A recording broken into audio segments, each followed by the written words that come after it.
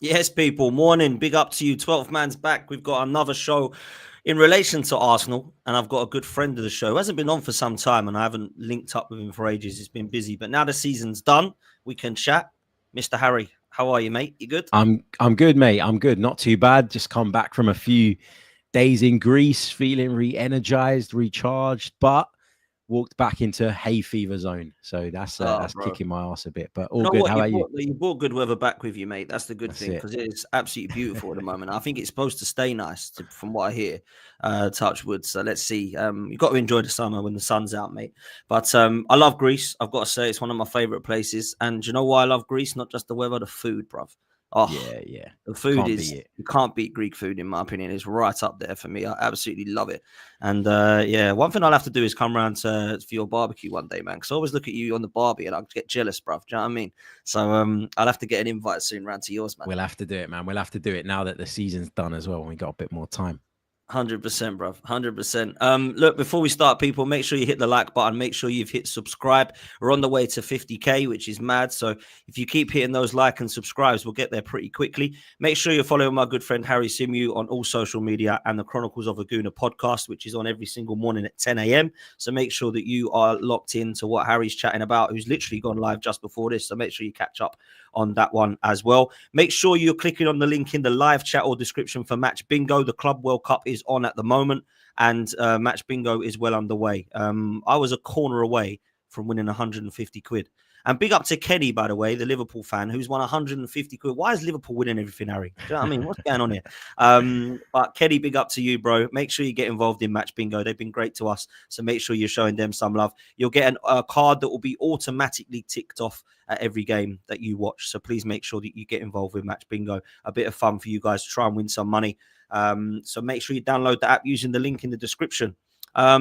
Harry, I'd love to say that we're here to break some bomber news and that we've got some signings on the way and that our striker's in the door and that we've got a midfielder coming through and that a creative midfielder on its way and Berta's doing bits and the Cronkies have woken up. But it seems a little bit same old Arsenal at the moment. I want to get your thoughts and feelings on it because I'm hearing one side people telling everyone to calm down. I'm hearing those in the middle that are like, "Look, don't lose your head," but I'm slightly concerned. And then I'm getting some that are like, "Do you know what? Like, this is a disgrace. Arsenal haven't changed, and the Cronkies are a disgrace, and Berta is rubbish, and all this." Where are you on the kind of chart, bruv? I think I'm kind of in the middle, but leaning a bit towards the I'm starting to get frustrated camp. Okay. Because if you go back to last summer, I think we can all agree that last summer's window was a little bit underwhelming. We didn't get the striker we wanted. We ended up bringing in Raheem Sterling as our attacking reinforcement, which I think we can all agree now with hindsight was a car crash of a signing. So if you kind of look back at that summer and then you go into the January window where we were really short and we were desperate for, again, attacking reinforcement, and again, we did nothing. The only way you could kind of stomach that and swallow that as an Arsenal fan was by thinking, okay, well, if keeping our powder dry means that we can now go out this summer and do the business that we want to do and have very clear plans in place, then I can take that. I can stomach it. You get to this window and it doesn't feel like, and listen, what it feels like versus the reality is two different things because we don't understand the reality, right? We don't know what conversations are going on behind the scenes. We don't know who they're trying for exactly. All we know is what is reported, right? And what is reported at times can be limited. And I do wonder if Potsy, the fact that Andrea Berta's come in has made that even more the case in terms of it being a little bit more close-knit. Maybe people that had sources into Edu, or not Edu directly, but people that were maybe working around him, maybe they don't have that access anymore because we've got a new sporting director in and maybe there's different contacts and all the rest of it. So there's a part of me that thinks that that might be the case. But we went into this summer, I think, knowing quite clearly what we need. We need a striker. And so it feels like as fans, as a club, we don't know which striker we want yet. Now, again, that might not be the reality behind the scenes, but looking from the outside in, you're hearing of talks with multiple candidates. You're starting to wonder, okay, which one is it that Arsenal want to go? So there's no clarity there. There's no clarity in the wide positions. One of the people that was talked about as one of the main candidates is Nico Williams. David Ornstein's come out this morning and said that Arsenal have called their interest in him. So now you're kind of turning and pivoting and not knowing. Again, as fans, this is our perception of which way to go. And then, yeah, it looks like we've got Martin Zubimendi in through the door, and that's going to happen in July for accounting reasons and all the rest of it. But if we don't know if Thomas Partey's staying, so we don't know if we're going to need to go out and get another midfield player as well. And so it just all feels like it's very much up into the air. Now, let me stress the point again. That might not be the reality. There might be a very clear plan. They might know very clearly behind the scenes that they want, for example, Sesko over Gyokeres. They might know who they want in the wide positions. They might be thinking about going after Rodrigo or whatever. But as a fan, the perception right now is this is all a little bit chaotic and this is all a little bit all over the place. So as a result of that, I'm kind of looking at it and I'm starting to get a little bit frustrated, I think. And that's fair. That's a fair place to be, I think. It's justifiable for fans to get frustrated. And in my opinion, it's frustrating when people say calm down, because we've seen for the last windows that it's been a disgrace. Like the club, whether you blame it a sole individual or a collective of people, it's been nothing short of disgraceful. To go into a Champions League semi-final with Marino up front, with a half-fit Saka, no Gabriel, no like 18-year-old who we've got to rely on from the bench, no bench at all that fills me with confidence. That should not be the case, Harry. And we did that in January. It was a disgrace of a window. The summer before that was nothing short of a disgrace. The last player we have signed is Raheem Sterling. That is not good enough when you're going for a title winning or trying to win a title. So I can understand why people have got question marks already and they've got concerns. Now, when people say to me, why are you so annoyed? Look at what everyone else is doing. I don't really care for what everyone else is doing. I care about what Arsenal are doing, because everyone else ain't going to win me a title. What Arsenal do is going to win me a title. That's the first thing. And the second thing is, I look at what Liverpool and City are doing, the two teams that I believe are probably going to be the ones that we're going to be chasing next season. And I've been very impressed with their business early so far. Now, people have said they've had to do that because of the Club World Cup. Well, Liverpool aren't playing in that. So they've had this little break that shut, and I get why it shut and opened with the Club World Cup. Now it's open again. I don't know what your thoughts are on the relationship and how things work with Andrea Berta and Arteta, but a lot of things I'm hearing is that Arteta had his kind of mindset on these signings. Andrea Berta is coming in to give his kind of opinion on who we should buy.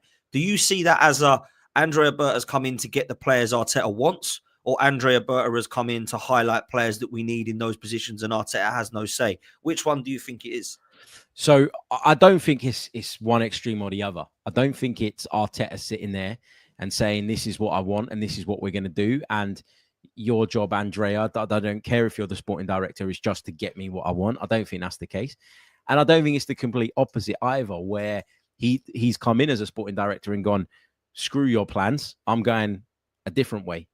I don't think it's that extreme. I think a sporting director and a manager have to work collaboratively, right? If they don't, then you're just going to end up having tension, friction.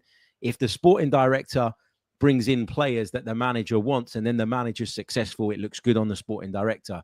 And if the manager, gets what he wants and is able to do his bit, then it looks great on everyone, right?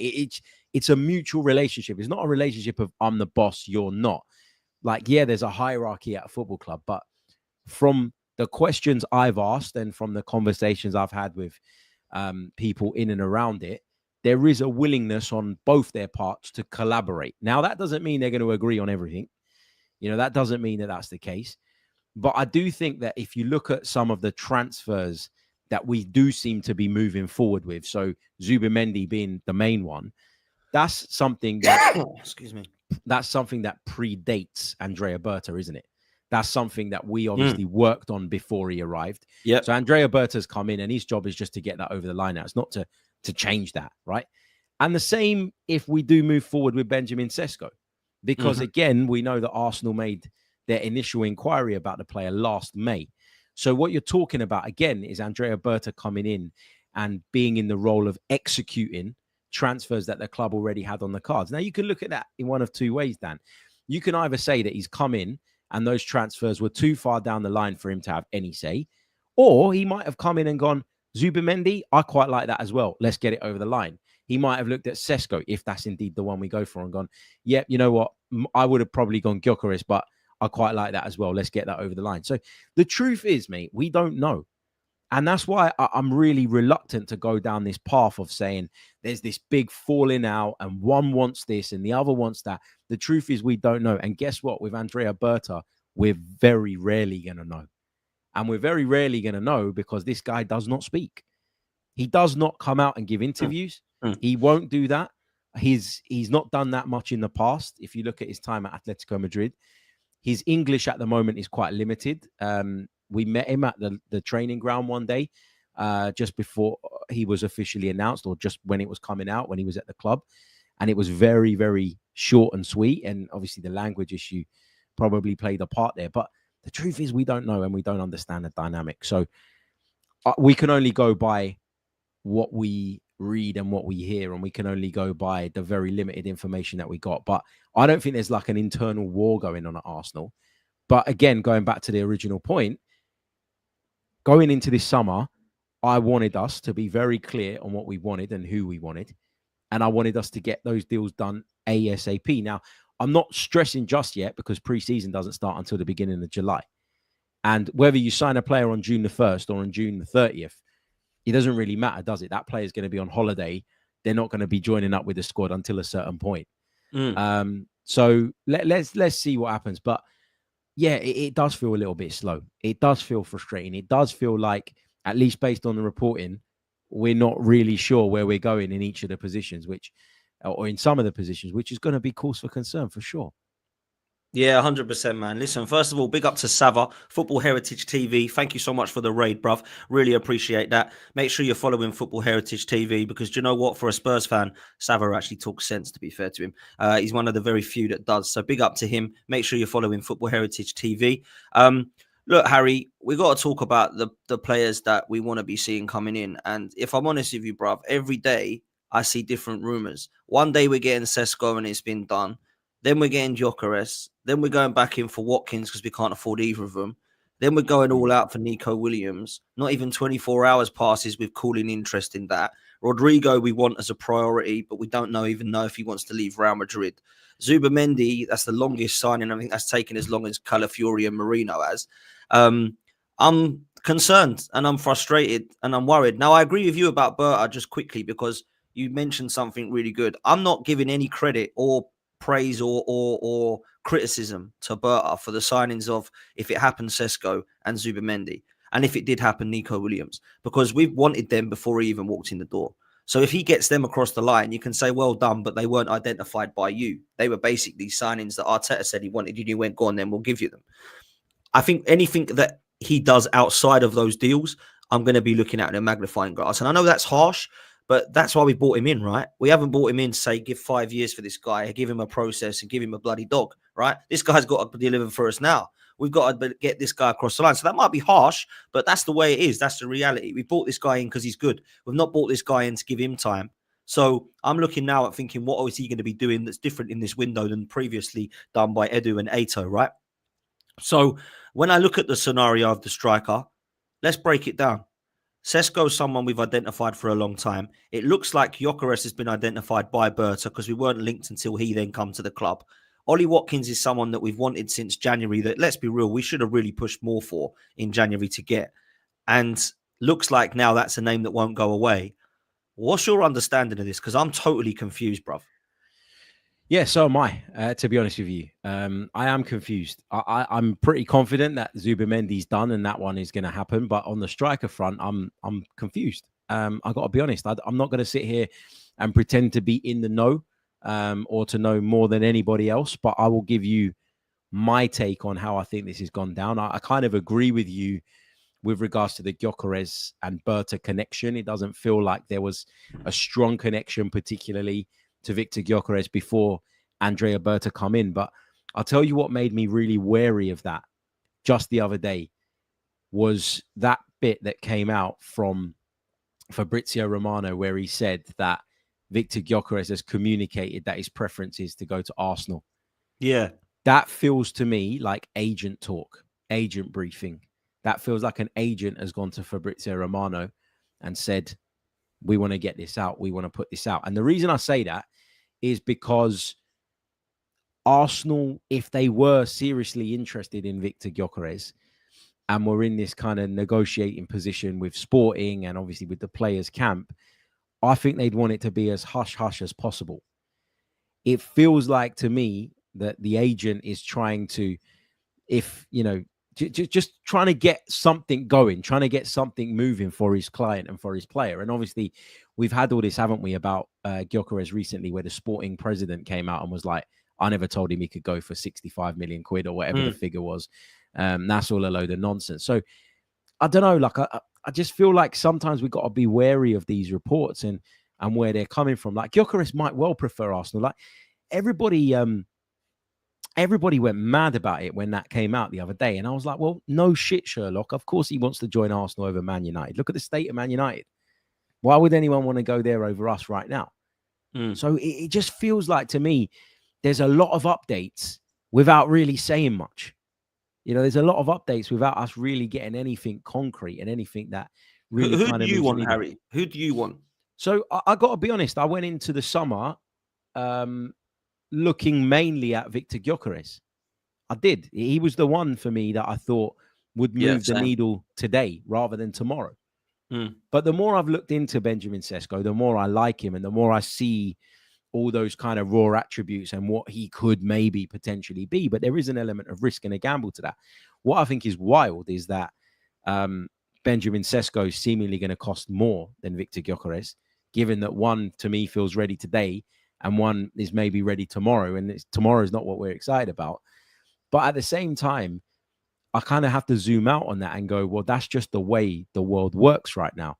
Potential seems to carry more value than history. And I don't know if that's the way the market should look, but it does. When people say to me, this guy's a better fit, like, shut up, man. Like, what are we talking about here? This guy's a better fit. The guy's got 13 goals in the Bundesliga. The other guy's been bagging for 3 seasons now across 2 leagues. I don't see how it makes sense. Like, what is it that Sesko brings to Arsenal that Gyokeres just simply cannot? I just don't get it, bruv. I think he's got a bit more about him in terms of his all-round game. Now, if you look at it just, tunnel vision, striker should score goals, then there's no question about, who's leading the way in that. What I will say is, I don't know if you saw, there was a study the other day that came out about the Portuguese Super League, which said that some of the teams in there are at best championship level and others are League One standard. And look, that shouldn't take away from the volume of goals that Victor. Yeah, but Harry, who else is scoring that many goals in that league then? No, agreed. Like I'm not, as I was just about to say, like, I'm not trying to like discredit the player, but I was talking to Deluded Gooner about this and he put this in the best possible way. I feel like I've been saying it ever since he said it to me on pretty much everything. What's the exchange rate? So 39 goals in the Portuguese top flight with Sporting. What does the exchange rate look like? And what do you expect him to score in the Premier League? I know it's impossible to know for sure, but what would you guess? If 39 goals in the Portuguese top flight, what does that translate to in the Premier League for you? Roughly. At least over 20. Okay, fair enough. So 20 feels about right. That's where I got to as well when I was thinking about it. But then Sesko, where does that translate? Like 13, what are we going to say? Are we going to say, if we're going by the same rate, around about half, are we saying that he's going to get 6 or 7? I would go with that. I'd be stunned if he got more than 10 goals, Sesko. From what I've seen, and look, I haven't seen Sesko and Gyokeres by 30 games each, right? I don't watch the Bundesliga and the Portugal league enough to go, well, I've watched him for 50 games and I've watched him for 50 and he's elite level compared to him. All I can go with, Harry, is who's a bagsman and who's not. And when I'm looking in that Bundesliga, which I think is not a crap league, by the way, I don't think it's an amazing league, but I think it's an okay league, right? It's better than the Portuguese league. Okay, and I would agree with that. But I'm looking at Patrick Schick. Do we want him? He's absolutely destroyed Sesko in terms of numbers. And then I look at Marmoush, who I think is a very good player, by the way, and one I would have wanted. He's still scored more and left in January. Like, this is not an absolute bagsman, elite level centre forward that I think is ready to go, Arsenal are now ready. But with Gyokeres, I think I look at it as a rival, okay? If I'm Arsenal right now, and I'm looking at Chelsea, who clearly need a centre forward. I'm not going to use Man United because they're miles away from us, right? But I genuinely don't think Chelsea are miles away from Arsenal. I think they're coming up to us, right? If they got the right players, they could genuinely be a threat. If they signed Gyokeres, I'd be like, oh. If they got Sesko, I wouldn't be so much. I'd be like, right, at least he's not ready to bag right now. And that's where rivals will be with us. And I've spoken, as I do on this channel, with Liverpool fans, Man City fans, the likes, and they go, I hope Arsenal get Sesko. I don't want them getting Gyokeres. I don't want them getting Rodrigo. I hope they get Symeou. I don't want them getting Eze. I hope they get, another player that they've not heard of. So that's where they're at. And I want to be like, well, I want the guy. I want them guys then. They're all a bit like, oh, Zubimendi, that's a good signing, I know he's not as good as Partey yet, but he's going to be a good player for Arsenal. That's what they're looking like. But they're not doing that with Sesko. Because rival fans, I know a lot of people don't listen to them because they're like, oh, don't listen to them. They all hate Arsenal. But most of them are generically pretty good in terms of ball knowledge. And they're all like, I don't want them getting Gyokeres because Arsenal are going to be serious if they get Gyokeres. And they're doing that with Sesko, are they? Yeah, no, they're not. And I mean, if I'm being completely honest, and I did a podcast maybe 2-3 weeks ago where I said none of them really excite me enough. Like, I don't look at Sesko. Isak's the only one, isn't it? Yeah, Isak's the only one. Like, I don't look at Gyokeres and say, yeah, that's definitely going to translate into the Premier League. And I think when people talk about Sesko fitting in better, and again, I'm not necessarily saying this, I'm just playing devil's advocate here. Yeah, let's do the debate. If we're going to debate, let's do it properly. Like, I feel like the reason people say that Sesko will be a better fit is because at RB Leipzig, a lot of the time he's played as part of a front two, and he's been dropping into deeper pockets and drifting left and drifting right. And I think based on what we've seen in recent years, and some people like this and some people don't, it's clear that Mikel Arteta asks that of his centre forward, isn't it? Whether it's Kai Havertz or Gabriel Jesus, they're not players that stay in that 9 position and very rarely go anywhere else. They contribute in other parts of the pitch.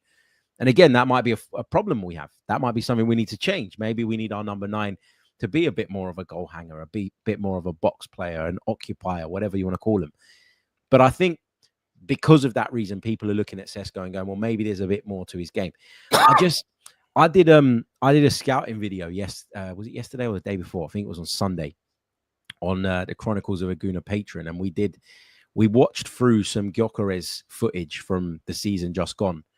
And looking at his goals, I know this sounds ridiculous, right? But imagine watching, like, when you were in school, being in year 7 and a year 11 coming onto the pitch and being double your size, double your strength, and just charging through everyone and scoring goals. That's what it feels like when you watch Gyokeres' goals from the Portuguese league. And it feels like even when his touch is a little bit heavy, he's quicker than everybody else. Even when, he gets the wrong side of the defender, he's got that strength to bump him off versus what he's up against. Again, I'm not trying to take anything away from him, but I just look at it and I'm like, I don't know how much of that is going to translate into the Premier League. And again, I'm not confident on Sesko either. So it's not me having a major preference. I think with both of them, I look at them and I go, you might do well, but you also might not. And I'm sitting here going... I listened to the Forever Arsenal podcast, and Jordan was saying the same. Basically, that he doesn't want either of them. He wanted Osimhen, or I think he even mentioned Watkins, to be fair, because he says, at least I know what they're doing at a top-level league. Osimhen's done it in Serie A, which is seen as a quality league, and he's dominated there. He's gone and dominated in the Turkish league, and now, obviously, you've got Watkins, who's Premier League proven.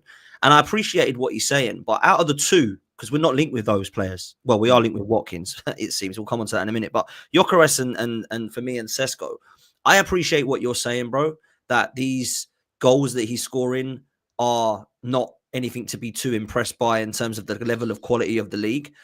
But if somebody can show me another striker in Portugal that's doing what he's doing, cool, we can have that discussion. But I don't see anyone else getting those numbers.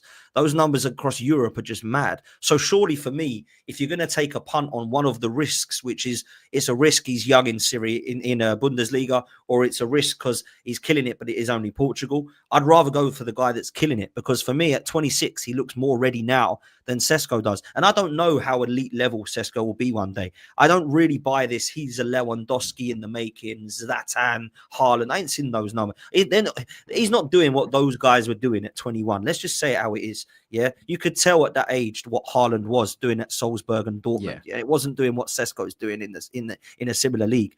So I don't look at though, and Zlatan at that age was like a monster. Yeah, so I don't look at all that. I think that's an extremely wild thing to say, right? And the whole Fit thing, bruv. I wanted to get your opinion on this. He's a better fit, right? What he fits the profile for what Mikel Arteta wants. If I keep hearing that every year, bruv, I'd be a rich man if I had a pound every time someone said this, because there is a Lacazette profile he's had, an Aubameyang profile he's had, an Eddie Nketiah profile he's had, a Havertz profile that he's had, a Jesus profile that he's had. They're all well different, bro. There's not one of those players I look at that looks very similar. So what is his profile? What does he want?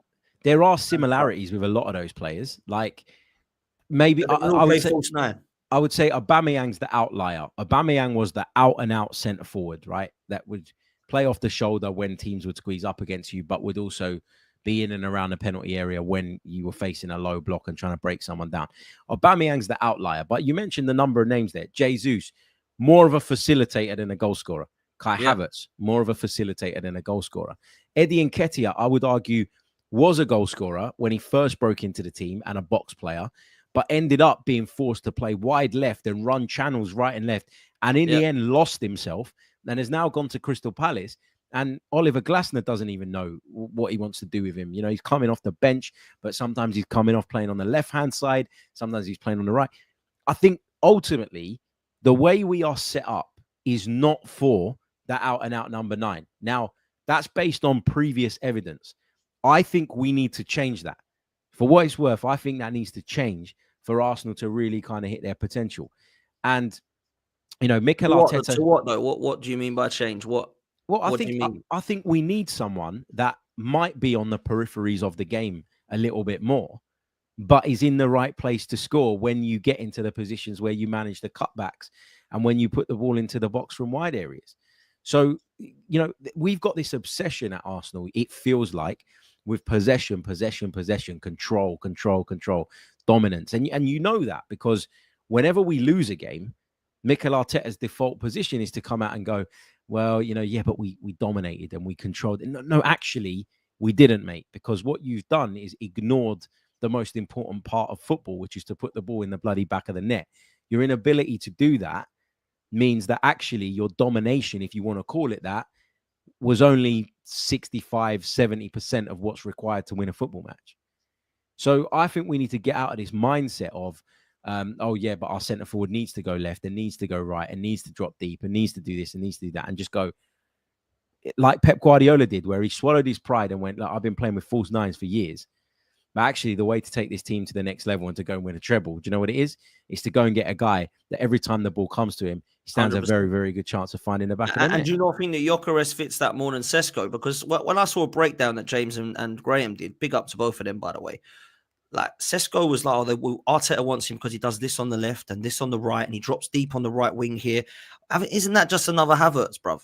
Like, I don't want another Havertz. Like, I want a guy who is absolute level. Because I tell you this now, if we get Sesko, right, which is in my gut who I think we are going to end up with, right? Me too. I feel like we're going to start the season with Havertz up top again, bruv. Yeah. Yeah, we will. We absolutely will.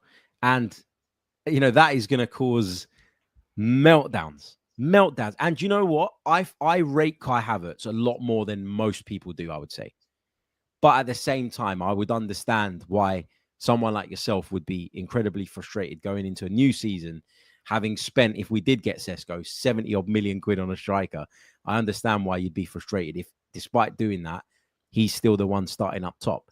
But I think part of the reason, and again, this is not my opinion, I'm just trying to put myself in Arsenal's shoes, right? A lot of the time people mistake me putting myself in the club's shoes for a minute or trying to think through the prism that they do as me being, you know, pro Arteta to the point where I'll never question. I've questioned him loads on this episode already, right? We're half an hour in. Yeah. My point here is that I think the way they will look at it is if Sesko has a higher ceiling and could be the guy for the next 5 or 6 years, and they believe they can mold him into a better player than what Gyokeres can be, the fact that they have Kai Havertz there will make them feel more comfortable in doing that and going down that route, because they'll look at it and say, well, now we're bringing in a 22-year-old Benjamin Sesko for 65 million quid, 70 million quid, whatever it is. But actually, we're not solely reliant on him to provide goals from that centre-forward position now. He can share that burden and that responsibility with Kai Havertz until he's ready. Now, they will argue that if you get the goals that you need, it doesn't matter if 50% of them come from Sesko and 50% of them come from Havertz, as long as you get the outputs that you need. Me personally, I don't think that's the way to go. No, that's not the way I would go. But if they do go for Sesko, I'm almost certain that a big part of their thinking will be, yeah, but we can afford to take the slightly bigger risk because we've got Havertz there to support him. Now, again, that's not my opinion, but I think that's the way they look at it. Don't you think this Havertz signing has been a disgrace though now? Like 65 M's, 290 grand a week. But it's a problem now, Harry. It's a problem now. Why isn't is it a problem? He's on 290k a week, right? Which means he can't now shift it. Whoever comes in is going to have to demand more than that, more money than that, right? And all the players we want to keep, the Sakas, Salibas, Gabriels, are all going to ask for mad money compared to that. And whatever striker we bring in, yeah, he has got to use Kai Havertz. He cannot leave him on the bench because he's 290 a week. Now, I've got no problem with him being a rotational piece, right? But is Kai Havertz what we need on our front line moving forward? I don't think so. You've just said yourself, I don't think that's what we want to be seeing. But that's what we're going to get now because this guy's put him on 290 a week and has made him the focal point at Arsenal. But not if you go and get a better striker. The problem is that but that's why I don't think we will. That's why I don't think he wants to. No, but who are the better strikers out there, Dan, that are achievable? Like for me, when we said earlier on that we're not massively excited by these two, and I stick by that. I've been saying that throughout the summer. Neither of them are a sure thing for me, right? The only two that for me feel like a sure thing are Alexander Isak, who we're never going to get, and Julian Alvarez. Those are my two. Yeah, I agree with that. Right. Is there anyone else? No. Is it? Right. Exactly. So if you're looking at it and you're going, there isn't anywhere else, then there has to be a part of you that feels not sympathy, because that's the wrong word, but has an understanding for the situation that we're in. I would add Osimhen and Gyokeres to that though. Okay, so Gyokeres is one of them that we're supposed to be looking at, right? So fine. Osimhen, I'm not sure about Osimhen, but that's just my personal opinion. I understand why people is he better than Havertz? Yeah, as an out-and-out 9, yeah. But I don't think it's about Havertz. Like, I don't know why people keep making him the issue. Instead of looking at the problem of Havertz, where the hell would we be without Havertz is a better way of looking at it. And I'll explain why. Because go back to the season before last, right? Not the one that's just ended, the one prior, where we took the title race to the final day and we lost out. That second half of the season, Kai Havertz was unbelievable. You got to admit, he was a big asset to the team at that point. Now, it's all good saying, oh, we should have got someone else and Havertz is the problem. But we didn't get someone else. So take Havertz out of the equation there, we would have been up shit street. Where would we have been the first half of this season when we were playing really poorly at times? And at times, Havertz was helping us get through games. You know, after his injury, should have shone a light on the fact that he might not be the end goal and the solution, but he's certainly more of an asset than he is a problem. Go on. All right, so let me come back on a couple of things there, right, which I disagree with you on. Havertz, for me, is a good footballer. I've never said that he's a shambles of a player. I didn't think he was a disgraceful signing. The reason I thought he was Arteta's worst signing is not in terms of his lack of quality, because he's obviously better than the likes of Vieira, etc. It's because we've spent an unbelievable amount of money on him, and he is basically going to have to now either live or die on that sword. That this was of a now. He can't drop him because he's admitting that he's got it wrong. So he's going to have to now play him. If he doesn't play him up top, he's going to drop him back into bloody midfield, which is a disaster, as we've seen. Right now, you say, where would we be without him? He scored 14 goals the season before last, and he scored 9 last season. Last season, he got injured, funnily enough, by Mikel Arteta overplaying him again and telling him to run in training and an intensity training when he's supposed to be recuperating in Dubai. Then he gets injured and his bloody hamstrings falling off of his bone, and we stick Mikel Merino up there. I thought we looked better with Merino up top.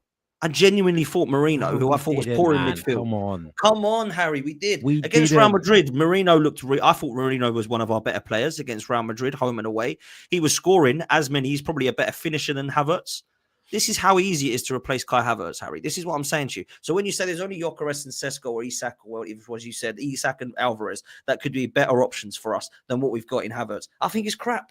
We can get so many better... I didn't say that there's no better strikers in football outside of Isak and Alvarez than Kai Havertz. That's not what I said. What I said was that actually, instead of focusing on Havertz being a problem, Because you're talking as if you've just said that you think he's a good footballer, but the reason he's a problem is because of the money. That is, Arteta has shown that he doesn't give a shit about that when it comes down to it. If he did, he wouldn't have convinced the club to pay off Aubameyang's contract. He wouldn't have done what he done to Mesut Ozil. If it was about money, if money was stopping Mikel Arteta from making tough decisions, then believe me, we wouldn't be where we are now. That's not where he's at. He doesn't wilt to that. He doesn't care. If he thinks that a player is bad and needs to go, he will make that ruthless decision. And I know it's a bit different because Havertz is someone that he personally brought in. But I could tell you 5 bigger problems that Arsenal had last season than Kai Havertz. And I have no idea why we keep going back to this guy and making him the scapegoat. He's a squad player, bruv. He's a squad player. He ain't good enough to start for Arsenal. So go out and get a striker that's better and let him be that squad player. I've got no issue with that. But we won't be doing that. We're going to go and get Sesko, and we're going to have Havertz up top, and Sesko's going to be molded into the side. That's why it needs to be a Gyokeres, an Isak, or an Alvarez for me. And it ain't going to be that, bruv. We're going to go and get this Sesko guy, and we're going to let him mold into the team through Havertz, who we know is not going to win us a Premier League title. This is my big problem with Arsenal. Okay, so what happens if we bring Gyokeres in and then Havertz still plays some games up front? Fine by me if he's playing some games in a rotational piece, but Havertz is the rotational piece, not Sesko the rotational piece, or Gyokeres the rotational piece. Gyokeres has got to start if he plays, right? If we sign him, sorry. We can't be bringing in Gyokeres and still playing Havertz. And one thing we definitely can't do, bruv, is put this bloody guy back in midfield. Because if I see this guy playing in midfield any more times, I'm going to lose my head. Because this was a guy who was brought in to replace Granit Xhaka, by the way, that people have forgotten about. Yeah. And funny enough, the other guy that's supposed to upgrade Granit Xhaka in Marino was our striker last year as well. So we've still got how much more money are we going to do to spend on this Xhaka report point, which me and you for about 7 years were arguing about. Yeah, if he was good or not. Miss him now, don't we? He's available apparently, by the way. Don't worry, he's going to Milan. He's going to Milan. Oh, is he going to AC Milan? Mate, bro, how much money, real talk, have we spent on trying to replace Granit Xhaka? When he went we went for 15 million. We spent 105 million on Rice, 30 odd on Marino. We spent 38 on bloody Fabi Vieira. We spent 65 M's on Havertz. None of them can hold down this number 8 position. Now we're giving it to Rice, who I still don't know I don't know what your thoughts are. If he's actually an 8, I still see him more as a 6. Like, do you know what I mean? These positions, how long is it going to take Mikel Arteta to fill these positions? We've got 17 left backs, 17 left 8s, a striker that we haven't managed to go and buy properly yet. Why is he okay to go and get the right side sorted or the centre back sorted? We're linked with another centre back, by the way, and he can't get the left hand side sorted. What is it wrong with this left hand side? Yeah, but like you're looking at it from a really kind of, like, I don't mean this disrespectfully, but you're looking at it from a really basic point of view. You're going, we lost Granit Xhaka, we have to replace him. And we haven't done that. We bought Kai Havertz in initially as that. Actually, I give Mikel Arteta a bit of credit for going, you know what, this isn't going to work, and moving away from it. And then going again the following summer to bring in someone else that he thought could do that role. Again, that proves my point though, doesn't it? Because I just said to you that I don't think that Arteta gives a shit about what was paid for a player and how much a player's salary is in terms of that impacting on his team selection. Well, if he bought Kai Havertz in as that 8 and spent all that money for that reason, if what you're saying is true, he wouldn't have abandoned the idea of Kai Havertz playing there as quickly as he did. He put him in at centre forward, because we needed a different option at centre forward. I think Kai Havertz came into his own when we moved him into centre forward. Is he a top category centre forward? No, he's not. But do you know what he does a hell of a lot better than Mikel Marino? Holds the ball up better. He runs the channels better. He battles more. He does things. Havertz does. Havertz is how many free kicks does Havertz win, but also concede? Because he's always in the mixture and he's always in those battles. I'm not saying he's perfect. He's rough around the edges. There's no question about that. But this idea that like Marino might be a better finisher, I'll give Mikel Marino that. But he's all-round game. We weren't a better team last season with Mikel Marino playing up front than we were when Kai Havertz was. I thought we looked better. We had some good standout games against Real Madrid where we were quite happy to play in a certain way, and it worked. But when push come to shove and we were trying to break down low blocks, there were plenty of games that have gone under the radar where Mikel Marino played at centre forward and barely touched the ball.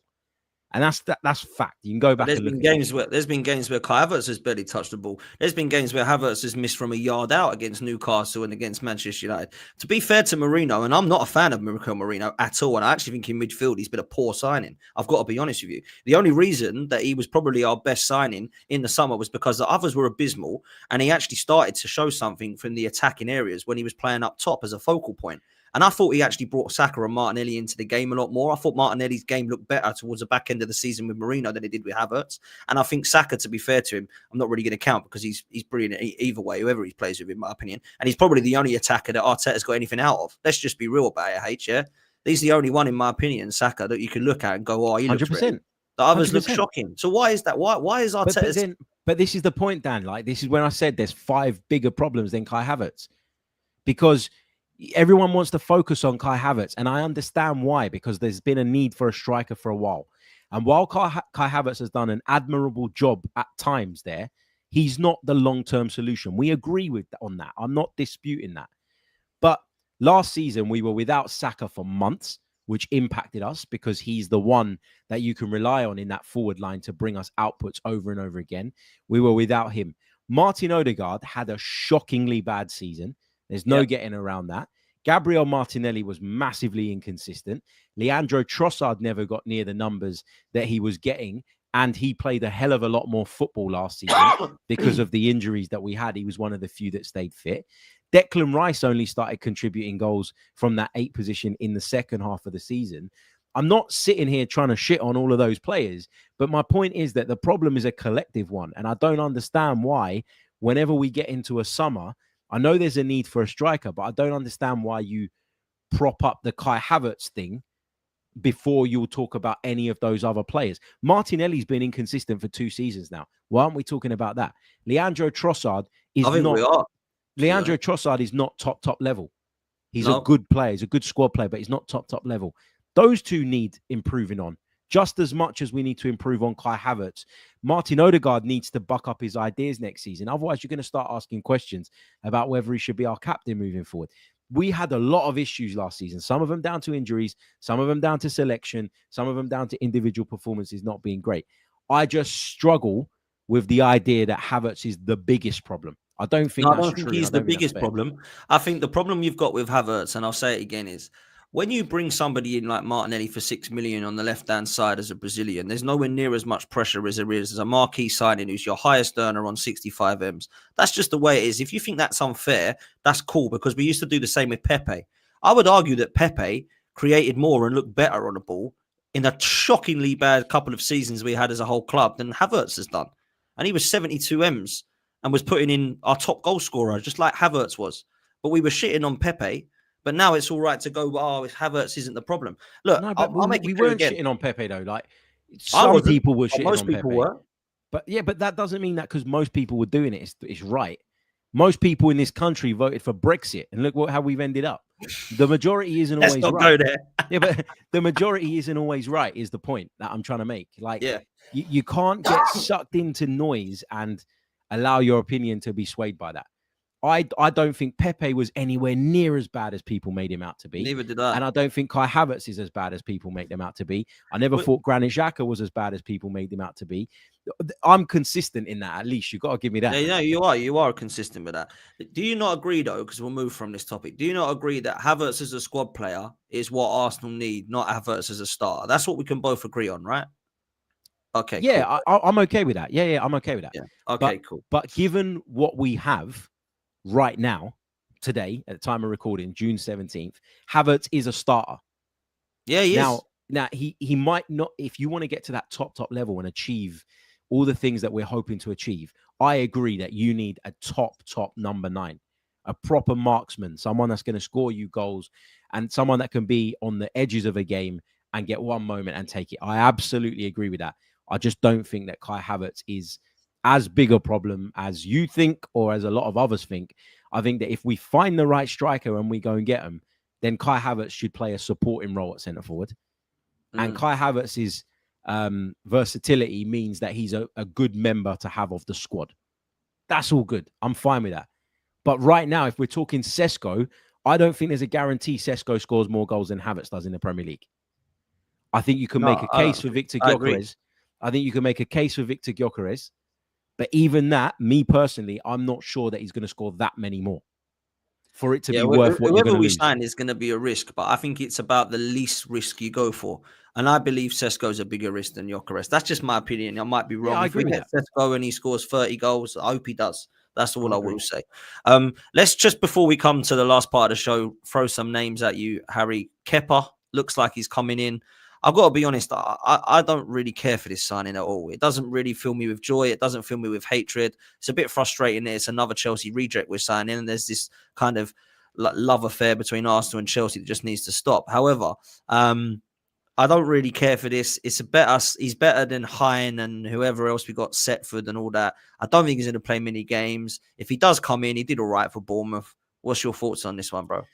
Yeah, I'm a bit like you. I know we've got a lot of work to do this summer. I was not an advocate of the idea of spending 25, 30 million on a second choice goalkeeper, which is what was being talked about with Joan Garcia, for example. I felt like this was a position that we needed to address based on a market opportunity. Kepa coming up for 5 million is a market opportunity. I think that Mikel Arteta has shown that, even when he had Aaron Ramsdale at the club along with David Raya, that he doesn't like rotating the goalkeeper. So whoever you bring in isn't going to play a great deal, and they've got to be prepared for that. So to bring in someone of that experience for 5 million quid, and there's been a lot of nonsense about his salary. His salary was already reduced, by the way, when he went to Bournemouth. And that's the salary that we're going to be signing him on. It's not the initial money that Chelsea were paying him. So people need to chill out about that. He's not going to get paid more than David Raya. And I've checked that out. I think it's a decent bit of business, but it's not nothing exciting. And it's also not something to be upset about. We're plugging a hole there with a market opportunity is what it is. Yeah, I agree. I just think it's a backup keeper that ain't going to play much, and everyone needs to calm down. I'm not particularly happy with it, but I'm not particularly sad. Listen, people, there's well over 1,000 of you in here. Hit the like button. Make sure you subscribe, and make sure you subscribe to Harry over at Chronicles of a Gooner as well. Make sure you've downloaded Match Bingo in the live chat for the Club World Cup later to play that. So big up to you, and let me know if you win, please. Please let me know if you win. Couple of super chats. I'm not going to read this one out, but he does not. No, it's all right. Read it. It's cool. Apparently, you're delusional on the Havertz stuff. You're making excuses for him, according to Fortnite King. Read it out, man. He's paid good money to say that. Read it out. He has paid money for it, but it's like, let's keep it respectful, man. But look, he thinks you're delusional. He's not the only one, to be fair, Harry, that said my that. wife does too. Yeah, my wife thinks I'm delusional too. Terry Tiv says, my club's moving mad, lads. Apparently, Isak isn't going to renew, and Liverpool are in for him, as well as the contact to him for Fofana. Leon, sorry, for Fofana back-to-back incoming. Yeah, Liverpool want Isak. I keep hearing this, bro. I keep hearing this. I don't think Isak's going anywhere, do you? No, I don't think Isak's going anywhere. And also, I think there's another dynamic to the Isak thing that I don't think a lot of people speak enough about. Arsenal, Liverpool, Man United, we've all been called, what is it? The Red Mafia, whatever it is. The Red Cartel. Red Cartel, that's the one, sorry.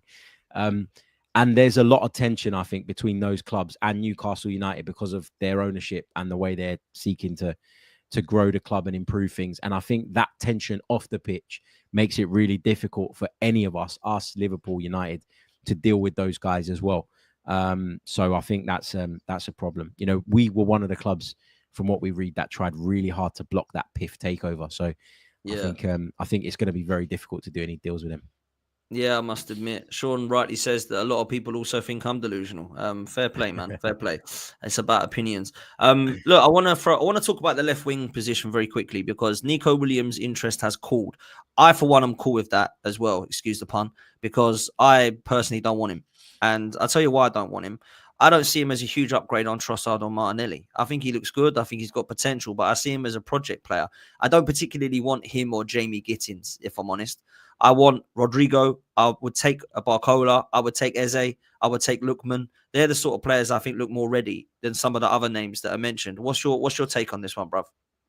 Yeah, I mean, I've been in the same boat as you for a little while on Nico Williams. I got to be honest, cards on the table. When I went to the Euros last summer, I had the pleasure of watching him live 4 times, I think, including in the final. And I thought he was sensational. And I came back raving about him and talking about what an exciting player he is. I love the way that he'll beat people, the quick feet. the ability to get into those positions to either get shots off on goal or to cut the ball back across the face. But I've been really disappointed with the season that he's just had. He had a slow start. But I think a lot of players had a slow start that were involved towards the latter stages of the Euros. Declan Rice, I think one of our own, had that problem as well at the beginning of the season. He wasn't quite himself.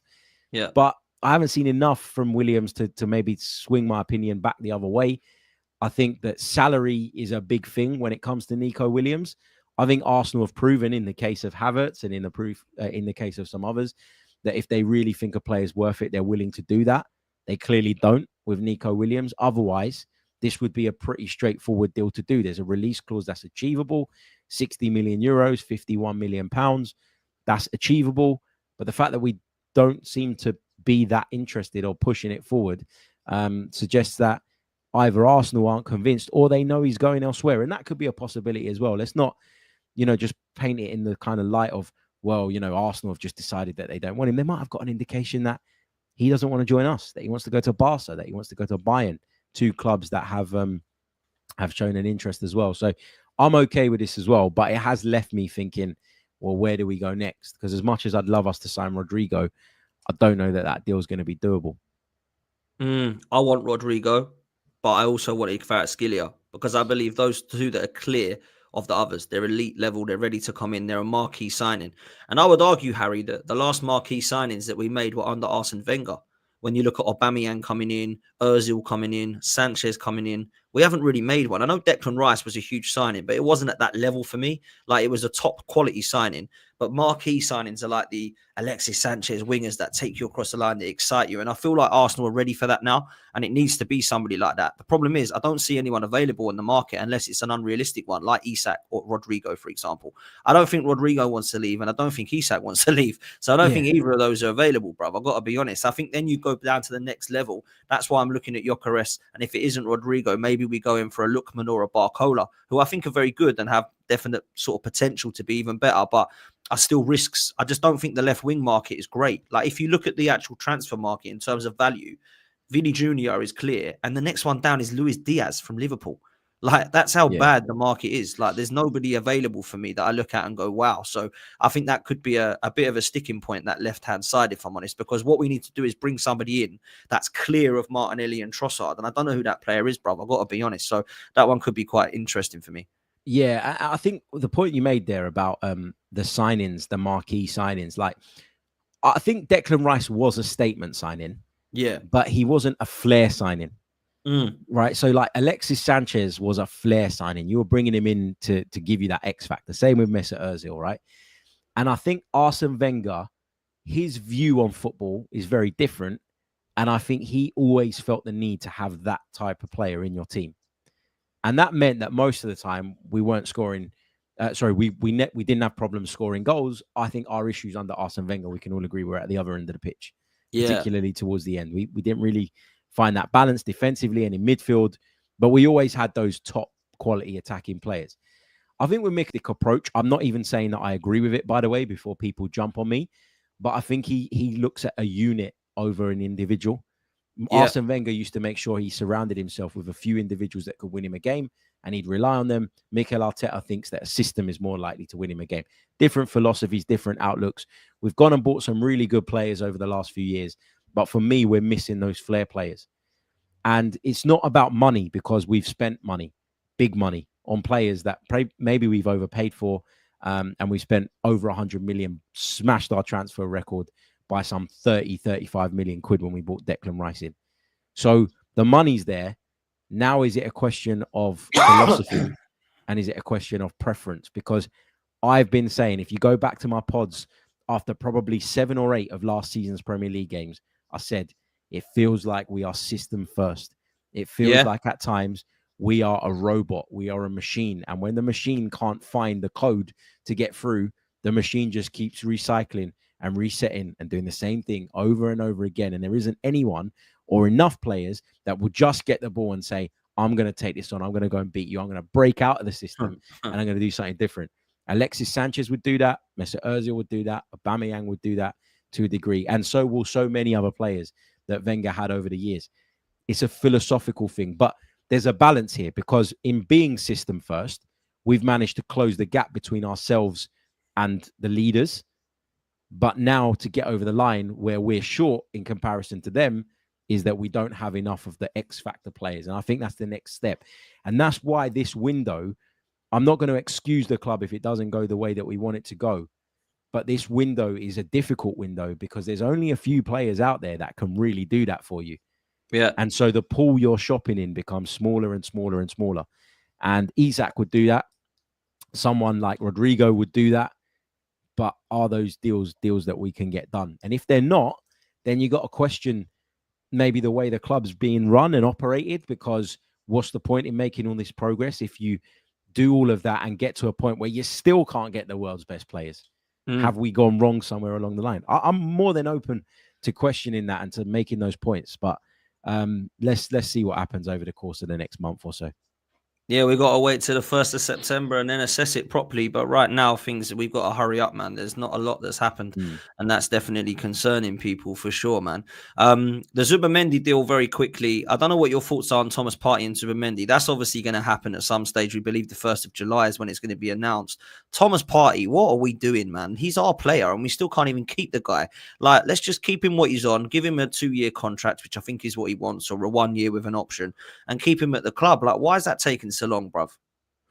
I don't know. I got to be honest, when we got towards the end of the season and people were talking about the Partey situation, it felt to me like actually we were really close to just agreeing a deal that was going to see him stay on for maybe 1 year plus one. I think it's important that when it comes to Thomas Partey, we do a deal that suits everyone, because he was fit last season, but would you bet your house on him being fit again? I wouldn't. But at the same good time, was he though, man? How good was he? He was outstanding. He was a shout for our player of the year. The fact that he wasn't in the top 3 was a disgrace. He was absolutely a shout for player of the year. I think it was out of Gabriel up until he got injured. Partey would be in there. Timber was in there for me. Raya was in there for me. So I think that, there were a lot of players that maybe got overlooked in that vote. Maybe it's the way the voting system works. I don't know. But I think we've got to keep Thomas Partey, because a bit like if we're talking about Sesko, and look at it through a different lens. Don't say that Havertz is a problem for Sesko. Say that Havertz will provide support for Sesko, which makes maybe his transition from Leipzig to Arsenal, if we do sign him, easier. I think that's how you got to look at what Partey can do for Zubimendi. You'd be bringing Zubimendi in, new league, new system, new style, new intensity. Yeah. And if you've got someone that can share the role with him at the beginning, maybe that just takes a bit of the pressure off and allows him to get his feet under the table nice and comfortably. So I want us to keep Thomas Partey. I think having lost Jorginho, we need to keep Thomas Partey. And we need to keep Thomas Partey. Otherwise, we've got to go, even with Zubimendi coming in, and bring in another midfielder, which means another significant amount of money spent, which means less money available in the forward line, which is not what anybody wants to hear right now. No, look, I'm with you on Zubimendi and Partey. I think Zubimendi is a downgrade on Partey. Not that I think he's a bad player. I think he's a different sort of player. He definitely doesn't bring the physical attributes that Partey does, but I think his passing range is fantastic from what we can see. But you're right. Whether you believe he's better than Partey or not, doesn't matter. If Partey's going, we need somebody else. You can't lose Partey and Jorginho and just bring Zubimendi in. I appreciate Rice can play in the 6 as well, but you're still leaving yourself short as a midfield department in an area where I think actually we're still not sorted out at all. And I think we've been quite poor last season in. I understand that Partey was one of the best players and Rice got player of the season again, but Ødegaard was horrendous. We still don't have adequate cover for him. I'm still not sure that if Rice got injured, we'd have anyone to come in for him, because Marino's a question mark for me. And we've just mentioned how we could be short in the 6 as well. So we could go into this season short in each of the 3 positions again. Like, we have to sort this midfield out for me. Like, we've got to start again with it, in my opinion. Maybe Zubimendi's the start of that. Rice, obviously, we know. Ødegaard, he's got to have a better season. I'm a Ødegaard fan, but I'm struggling to run out defending him because he was so bad last season. It's been a problem. So I think that's where we're at. I actually agree with Igal, which is something I never do. That Harry and Dan, we just need 3 level raises and the rest depth. I actually agree with that. If we was to bring in Zubimendi, Rodrigo and Gyokeres, let's say, that for me would be 3 level raises. I think all 3 of them upgrade on what we've got. But then the rest of the depth, I think we need the goalkeeper to come in, if it's Kepa, Cole, whatever. A defender to come in to kind of replace if Kivior goes, or Tomiyasu, who's always injured. And then obviously a backup for Ødegaard or Saka, or kind of both. I think that for me, like, if we brought in a Kepa, Harto, let's say, and Eze, plus the three I've just said in Gyokeres, Rodrigo, and Zubimendi, that's the sort of window I'm looking at, Harry, if I'm honest. Yeah, and that's right. I think the depth thing, I think we've got depth. I'm not worried about depth. I think last season made people worry about depth, but we suffered an unprecedented amount of injuries, which painted a false picture for me. And it's not just that we had injuries, it was the length of the injuries and the severity of the injuries, man.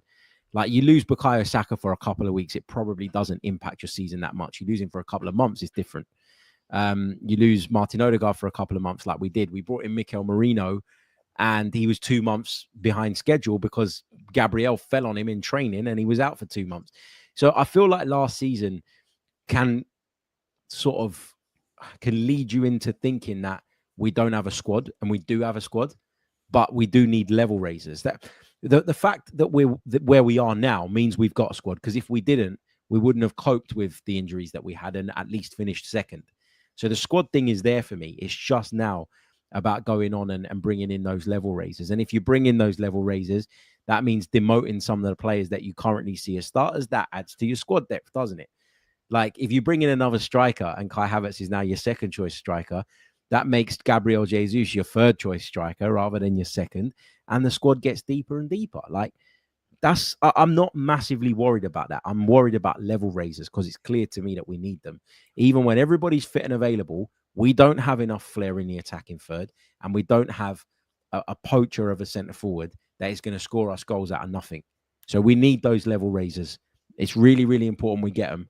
And if we don't, you can't be surprised when people are sitting here shocked and frustrated come the start of the new season. Look, I'm not going to get into the injuries debate because I've done it all season and I'm sick of it, to be honest. Stephen Ireland's grandma. Are you saying that you don't think injuries had an impact? No, I think injuries had an impact, but people I think have misunderstood why they've had an impact. Because if you had quality that could come in, then we wouldn't be worried about injuries. But because we had Sterling who had to be used, and again wasn't used. I agree with Sterling thing.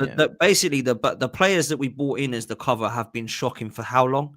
Like, we had Reece Nelson, he ain't good enough, just not going to use him. Raheem Sterling, he ain't good enough, just not going to use him. Fabio Vieira, he ain't good enough, just ain't going to use him. Eddie Nketiah was the only sub we used to bloody use, and he wasn't good enough because he can't even get a game for Palace. Like, our squad depth, as much as we've got players that are there, they ain't good enough. And when we have got injuries, we've got 4 kids on the bench I've never heard of that have all been released now, by the way. Butler, Deji, and Henry Francis, and all this, man. Like, I appreciate Man City and Liverpool have also had to do that when they've had injuries, right? But let's be real.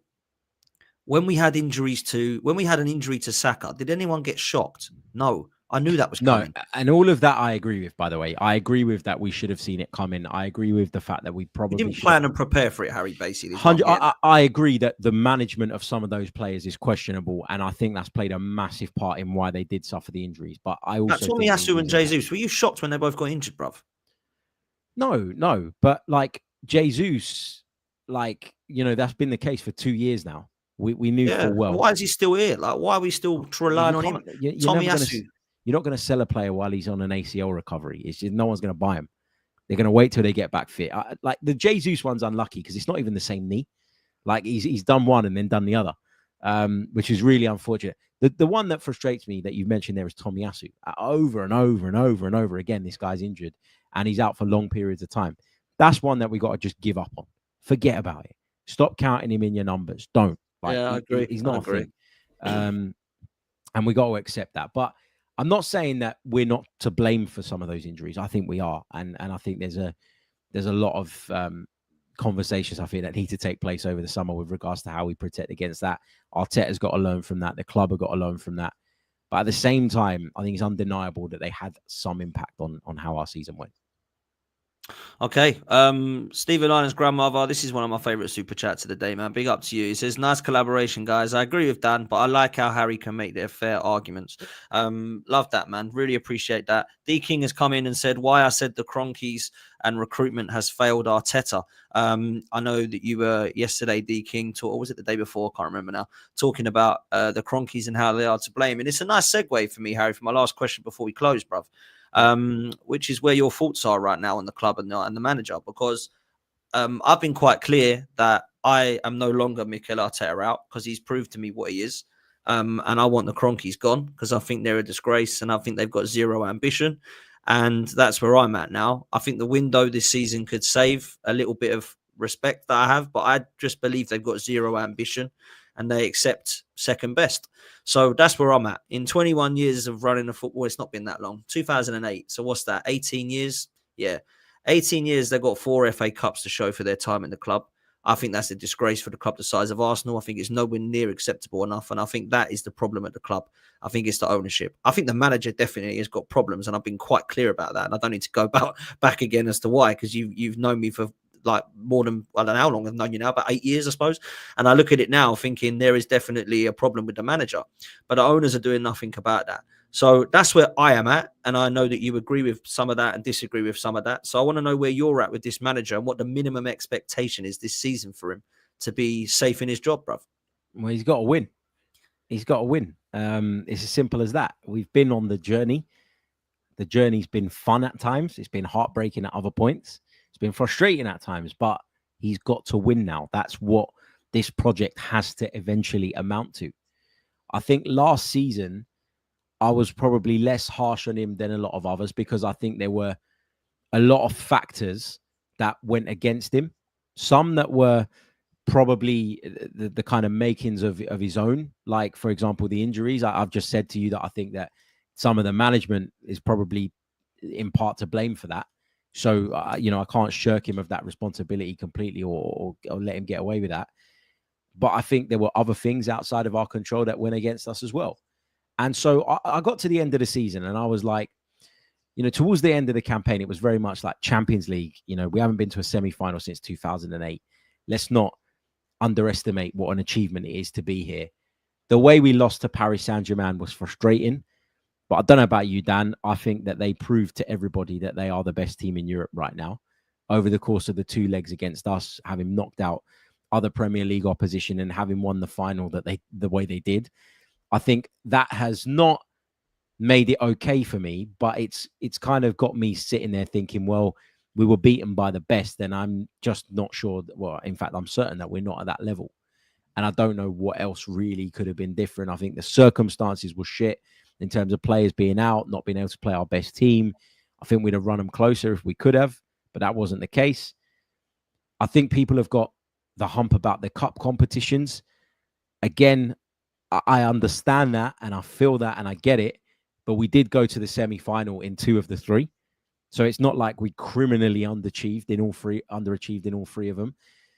Losing to Man United the way we did in the FA Cup was a disgrace. I felt that at the time. I said that at the time, and I still feel that way now. That one hurts. But now we're at a point where we've got to win. Otherwise, what the hell was the point in going on this journey and all the phases of the project, if you like? But also, that requires some input from other people at the club and not just Mikel Arteta. The players need to step up in the moments where we need them to. And more importantly than any of that, the club needs to step up. We desperately needed a striker in January. And had we got a striker in January, we might well have gone another round in Europe. We made chances against PSG. We couldn't take them. We made chances in a lot of the games that we fell short in, and we just didn't always have the power to take them. I know, and I'm not one of these guys that does the whole ITK thing. You know that about me. If you go through my social media, you won't find that stuff. But I know that Mikel Arteta was desperate for a striker in January. I know that he wanted the club to wheel out the checkbook and sign Ollie Watkins, even if it was for a year and a half. That he wanted that to happen. He was adamant that he wanted that to be done, and it wasn't. So at that point, my mind changed a little bit on who's actually to blame here. And it's very hard to pinpoint one individual and say it's him or it's him or it's him or her even. But, it's hard for me to go, it was all on Arteta when I know that he was desperate for certain things that he didn't get. So the myth that Mikel Arteta always gets what he wants and gets absolutely everything, it's one that's gone on for too long. I think he makes mistakes, as do all managers. But I think we should have signed in January. We should have signed Ollie Watkins. And even if we still fell short, there would be a feeling from people like me, probably people like you, that at least as a football club, we tried our best to deal with the hand that we were dealt with and to work with it. And instead, we didn't. We chose to keep our powder dry. Instead, we did nothing. Yeah, instead we did nothing. We chose to keep our powder dry. And all that's done is taken that pressure. It's not got rid of the pressure. It's just pushed it down the road. And now that pressure exists in this summer transfer window. And if we don't go and do business that justifies the fact that we allowed ourselves to go through January without bringing in an attacking recruit, I beg your pardon, despite all the problems we had, then we're going to start to look at the club and we're going to ask questions of the club. And that's right. That's fair. I was a little bit more forgiving of last season than a lot of other people. But let's hope that that next season we get where we need to get, and the pressure really and truly is on now. But let me throw a question back to you before we finish, okay? Because I say he has to win. Win, right? That's what everybody wants. If he won a Carabao Cup and finished second, technically he'd have won. Would that satisfy your appetite right now as an Arsenal fan? That's a great question, because it was actually my question. That's why we do content together, bro. We're on the same wavelength. So people think that I'm a negative Arsenal fan and toxic, and I should go and support Tottenham. But what I've been saying, I don't think is very toxic at all, and I've been remain consistent with this. He wins a trophy, and he takes Manchester City or Liverpool right to the wire, and he fails. He stays because he's won a trophy and he's taken us to a title race. That's my honest opinion. Win me a trophy and go for the title. So don't win me a Carabao Cup and come fifth and turn into Ten Hag. Yeah. Don't win an FA Cup and come sixth. Go and win a trophy and compete, because that's why Ange and Ten Hag and all these guys have lost their job, because they were successful in terms of doing that, but they were coming 17th and 15th or 5th or 8th, or whatever. I don't even know where Ten Hag come in the end. For me, he has to be competitive with the league. And I don't mean get into a title race and then fall off in February. I mean, take it to May and believe we can win this title like we did in the last couple of years, right? When you get to that alongside an FA Cup or a League Cup or a Champions League or Premier, whatever it be, he stays, for me. A lot of people disagree with that, Harry. They say he's got to win the Premier League or the Champions League, he's got to go. Some people say that a Carabao Cup is not enough. I haven't waited 6 years for a Carabao Cup. For me, I hold them in higher regard than those individuals because I grew up on winning League Cups and FA Cups, right? So I actually have sentimental value to those FA Cups. I'm not saying they don't mean as much as they used to. They do to me, but not to everybody, right? If he wins the Premier League, he clearly stays. If he wins the Champions League, he clearly stays. If he wins the FA Cup and the Carabao Cup, he's got to go in for a title race alongside that for me to be happy for him to stay as the Arsenal manager. But where are you at with that? So for me, it's a tough one. It's a really tough one because I personally don't think that winning those cups, the Carabao and the FA Cup, has the same weight anymore. Okay. Now, we get a great day out as fans and we'll love it and we'll enjoy it and we'll it'll be a fantastic experience. You and I have both been there when we've done that in the past, and they're memories that will live long forever. But for example, if we won a Carabao Cup only, that wouldn't really change my opinion about where this Arsenal team is at. And I know that people would it though, sorry to interrupt, would it though allow you to believe this team and manager can now win, get across the line and install some winning mentality into it? Because that's where I'm at. It's not just about like, well, hey, it's the cup we've all wanted and dreamed of. It ain't that. We've done that before. I want this team and this manager to show me they can win something, Harry. And at the moment, they can't do that. And I appreciate he won back in 2020, but that wasn't his side. You know, this is a side he's built to go and do more than just win that FA Cup. And he can't even do what he did before when he walked in. So win something to start with. And look, let me get this right. There's a reason Jose Mourinho and Pep Guardiola have won the most League Cups, because they then install that winning mentality and go and win again in May. And that's what it is. We've got to try and win something first. Get that team together, winning mentality, and go, boom, this team can now win something. Now go and show me you can win an FA Cup or a Premier League or go and do a double. It's not just we won it. And let me say this one go further. We win the Premier League next season, let's say. Right? I don't think we will, but let's say that we do. We win the Premier League. We don't all sit back and go, it's done, process over. Right, when's the Formula One on? Let's go and support rugby. We've got to go and win the Champions League the next year. We've got to go and win it again the next year, go back to back. Yeah. This is the thing. Like, people like, oh, we will get there one day. We will get there one day. Well, we've got to get there and stay there. Like, Liverpool want to go back to back. They don't just want to get Premier League. That's 2 in 30 years. We're done. They want to go and win it again. So this is where we're at. This process is not just try and win one trophy. It's try and win 10. Do you know what I mean? So that's where I'm at, man. Sorry. I agree with that. I agree with that. But I just think, for example, let's take the Carabao Cup in the season just gone. We got to the semi-final. I mean, you want to win it, but it's hardly a disgrace, is it, getting to the semi-final and losing to the eventual winners, right? So disgrace how we went out, though. You've got to admit that. Yeah, for sure. We were crap over the two legs. For sure. There's no question about that. But I just think, like, getting to a Champions League semi-final told me more about the level of the team than what happened in the Carabao Cup did. If I'm take it back to, like, if I'm working in a corporation, you've got primary indicators which will give you an indication of where your level is at, and then you've got like sub indicators, right? Things that you'd like to achieve, but if you don't, they're not the be all and end all. That's kind of how I look at this. I think you want to judge where Arsenal are at. Look at their Premier League performance, which is second. Okay, it wasn't a close second this time, and that is worth discussing, and that certainly is very different to the 2 seasons prior. But our bottom line, when we were rubbish the way we were for large periods of last season, we ended up finishing second. That's our bottom line right now. It's a good thing. But the Carabao Cup, like, even if we'd won it, I'd still be looking at this season and going, we still felt way too far off of Liverpool. So do you see what I'm trying to say? I'm not saying I don't want to win cups, or I don't care if we win cups. What I'm saying is my assessment of where the team is at could be helped and altered by what we do in those 2 cups, but it isn't going to dictate my assessment. My assessment will be dictated largely by what we do in the Premier League and in the Champions League. And although people keep saying, like Thierry Henry said, oh, look at Man United, they've been to how many finals, blah, blah, blah, blah, blah. And you made the point just a few minutes ago that Erik ten Hag got sacked after winning the cup, and that Ange Postecoglou's just been sacked after winning the cup. What does that tell you? That tells you that cup wins at the slightly lower level, which is what the Carabao Cup is, and certainly what the Europa League was last season. I would argue that the Carabao Cup, because it's got Liverpool, Man City, and Arsenal in it, by default is harder to win than the current format of the Europa League. Genuinely. I'd go as far as saying that. What those recent trophy wins for clubs that are quite clearly in the mud have taught me is that a cup win cannot paper over the cracks. Your bread and butter is what you do in the league, and the Champions League is the highest standard, and that's where you should judge yourself.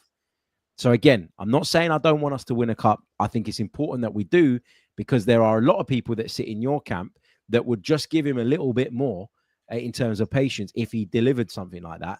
I think it's important for the harmony. I think it's important for the mood around the place. And I think it's important in bringing that unity back so that hopefully we can kick on, and win what we want to win in terms of the big ones. If he doesn't win the major, the Premier League or the Champions League, you'd look to replace him in the summer. Come on, Harry. Don't be a politician in this answer. I'm not being a politician. This is the thing, right?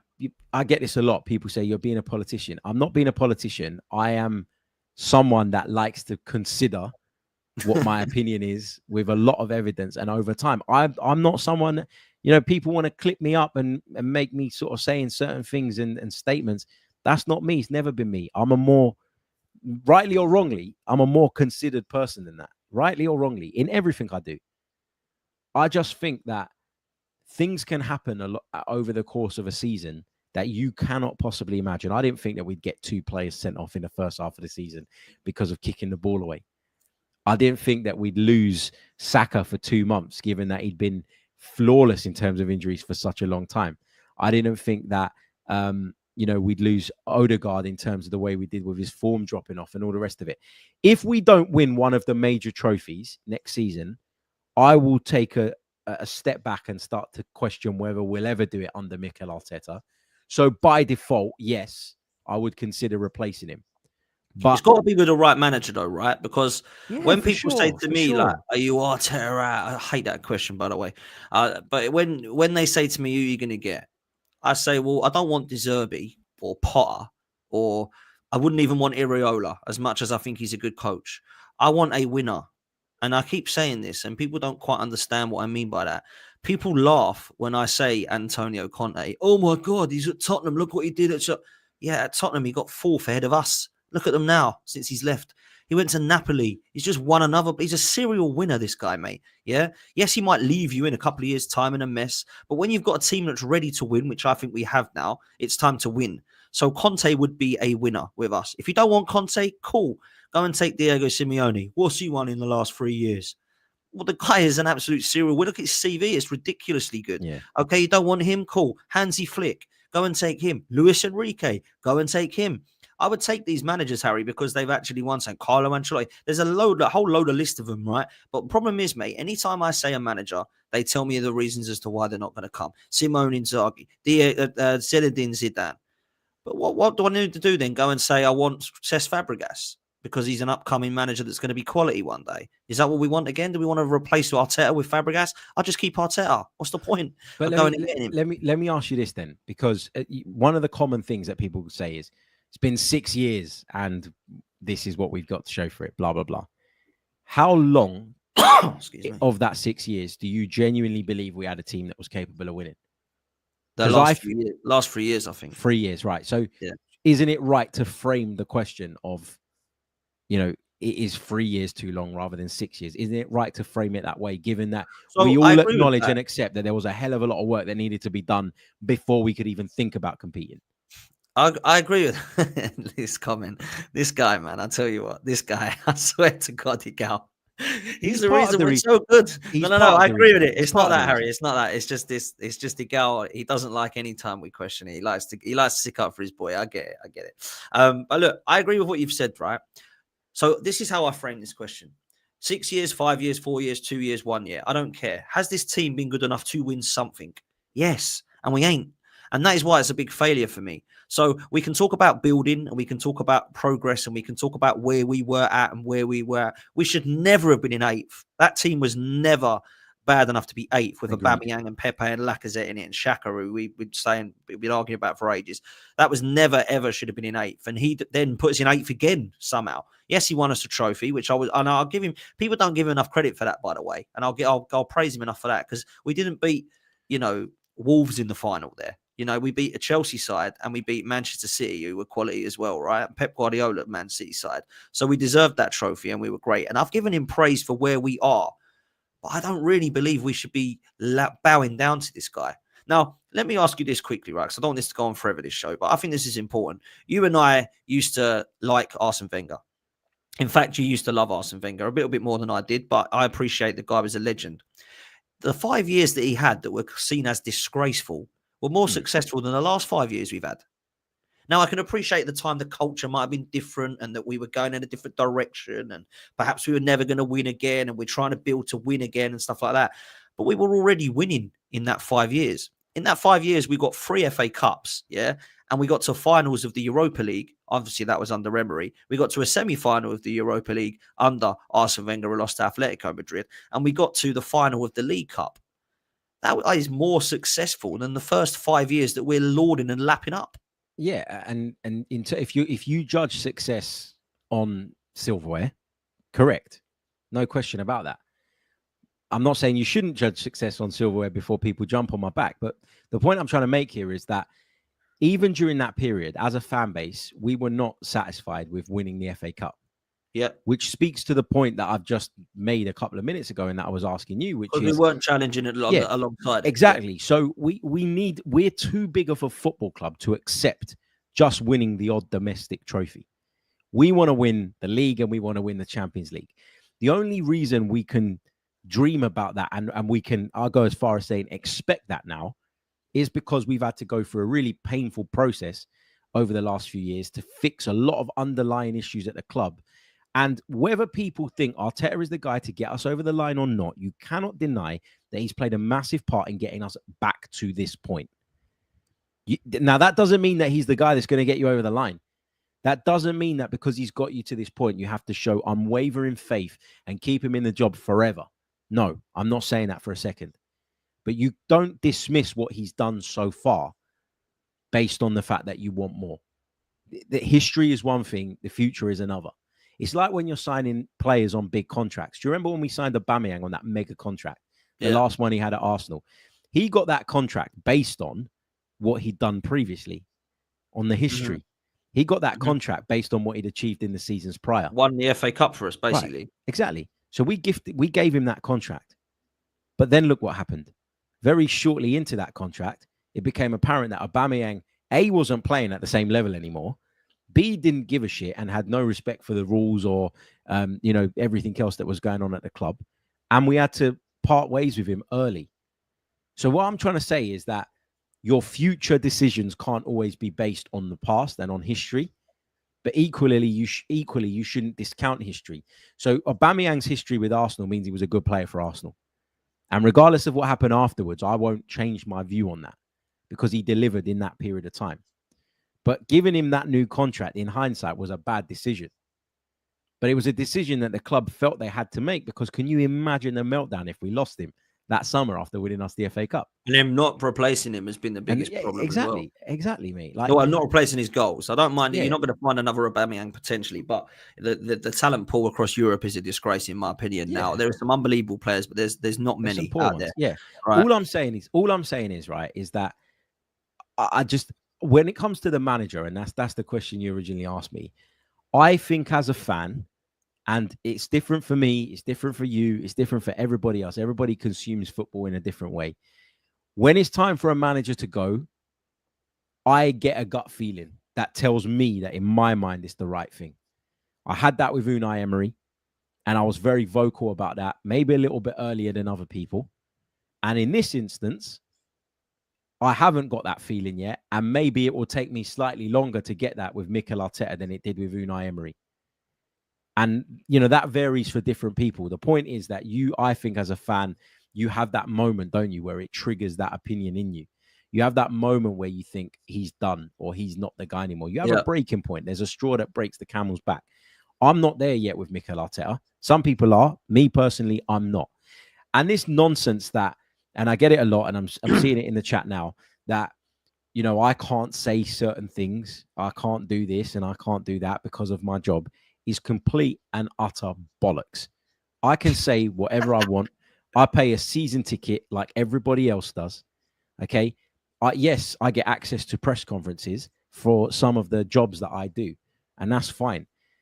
Me not sitting there going F this guy and F that guy doesn't mean that I agree with every single decision. Doesn't mean that I like every single player that we sign. I am more than open to voicing my frustrations when those times come. I've done it loads on this show. But I choose to do it in a respectful manner because of my job. Yes, that is true. But that doesn't mean I can't criticize. I say things in a more respectful way because my job requires that. What kind of broadcaster would I be? What kind of journalist would I be if clubs were calling up and saying, we don't really want this guy to work on our games? What value would I then have to the jobs that I do? No. Clubs don't do that, by the way. Clubs don't do that for you criticizing. Clubs do that if you sit there going, F this, F that, and you start, going down those lines. I don't do that stuff for that reason, but I am more than happy to criticize. I've criticized loads. Mr. Waffle says, name a time you criticized Arteta in a press conference. I've asked plenty of questions to Mikel Arteta in press conferences that he didn't want to answer. And many times I've come away with a 1-2 word answer, which sounds like he's basically telling I remember me when you was massively Emery. You weren't a fan of Emery. I remember that as well. So, look, people, Harry's got difference of opinions, man. Let's just leave it there. D King says, Harry, how must he win when the owners don't want to give him the tools? The writing has been on the wall from Wenger. We need quality bench players. Kroenke out. There's a lot of people now starting to head towards the pressure of the Kroenkes. Do you think that's fair, lastly, Harry? Yeah, I do. Yeah. And the reason I do is because Mikel Arteta sat in those press conferences that people keep referencing throughout January and said, I need something. We are short. I need a striker. And even after January, when he was asked the question about it again, he said, was I not clear enough? Was it not obvious what I was saying at the time that I needed a striker? Like, that's the reality of it. Like, he wanted more than he got. So you're right. And it's fair to question, the ownership and sort of, yes, they supported him at certain times, but at other points they haven't. And that's the truth of it. And, people saying a real journalist isn't biased nor on anyone's side. They report the truth and ask hard questions. we do ask hard questions, but this is not me reporting on a war zone where there is really serious shit being covered up that I need to really go digging for. This is me reporting on a football club, and more than reporting, I'm giving my opinions, and that's that. And my opinion is different to other people's, and that's fine. Not everyone's going to agree with that. Like the 5 left backs thing that Jimbo mentions, I don't agree with that. I didn't agree with him. So I'll be furious if we don't get the striker that we want because we spent 30 million quid on another defender that I don't think we need. I'll say that, no problem. But because I'm not saying F this defender or F that defender and making memes about him, it doesn't mean that I'm a fan. No, look, mate, you know, it is what it is. People are going to come for you with stuff. They're going to get your opinions are going to be different to theirs, man. That's just the way it is. I'm the same. Me and you have probably known each other, 8 years? And I don't think we've ever solely agreed together for the 8 years we've known each other, bruv. So that's the way it is, man. But yeah, look, some people get personal with it and disrespectful with it. Unfortunately, that's just the way they are. They get over passionate and over emotional. But you and I won't be doing that. But look, man, it's been a pleasure having you on. There's been 1,200 people in here for the majority of the show. So make sure you hit like and subscribe. And make sure you head over to Harry Symeou and Chronicles of a Gooner and get Harry up to 50K as well. Is that your next target? 50K as well? Yeah, I'm on 41 now. So yeah, there I guess go, man. so. So let's get him up to 50 as well. And yeah, let's get both of me and Harry up to 50K and go from there. We've got another couple of supers that have come in that I've missed since there, so I don't want to miss them. Oh no, just the one from Craig says, is the squad built better than what he inherited? Yeah, it's better now than what it was when he walked in, I think. Yeah. But that's because he's had a lot of money to spend on it, to be fair. I'd be worried if it wasn't. That'd be quite good, actually, to do a combined 11 between what he walked into and what the squad is now and see who would get in. I think Aubameyang would walk in, but that's about it. Do you reckon? Yeah, I maybe, can't think dare I say it, maybe Granit Xhaka would walk in. Hey, there you go. The legend. Do you know what I've got? Do you know what I've still got here? I keep it on my desk. It reminds me of you. Yeah, I've still got mine somewhere as well. Where is it? It's up here. Let the camera adjust the focus. I can't even reach it at the moment, but I've got that as well, man. For those that don't have a clue what's going on, that was a Secret Santa Christmas present that I got for Harry years ago on the same old Arsenal days. And I ended up getting 2 because 2 came. So I kept one and Harry got one. You wanted one for yourself, really, don't lie. I did, man. I wanted one. And do you know what? I got it wrong on Xhaka in the end because I wanted him gone so badly under Wenger when he was playing in holding midfield. But as an attacking midfield at 8, I thought he was quality for us, to be fair. So that's the way it is. But look, man, we're going to send you over to Deluded Guno. I think he's still live. He might not be now, actually. But Harry, what you got coming up, bro? Recorded an episode this morning talking about the Nico Williams news and my frustrations about how the window's gone so far. There you go. I do criticize them from time to time. So go and check that out. It's available on all podcast stores and all the rest of it. And not planning to do another one until tomorrow unless something major breaks in the interim. Going to go outside, enjoy the sunshine, have a nice cold drink and just chill out for the rest of the day. Oh, that's lovely, man. I love that. That's the beauty of it, mate, and the beauty of the summer without no football. So look, I'll be back later tonight at I'm actually on Terry's show at 3:30, and then I'm on at 6 o'clock back on here with Christian, Lee Gunnar. Who else is on? I've got Brandon on and I've got Just D on as well. So that should be a good show, man. There's no Igal tonight. I don't know what Igal's doing. Igal's in the chat, so big up to him. We've got a few of the guys on tonight at 6 p.m. So I look forward to that one. And yeah, big up to you, Harry, for coming on. And we will see you all next time, Gooners. Take it easy. Laters.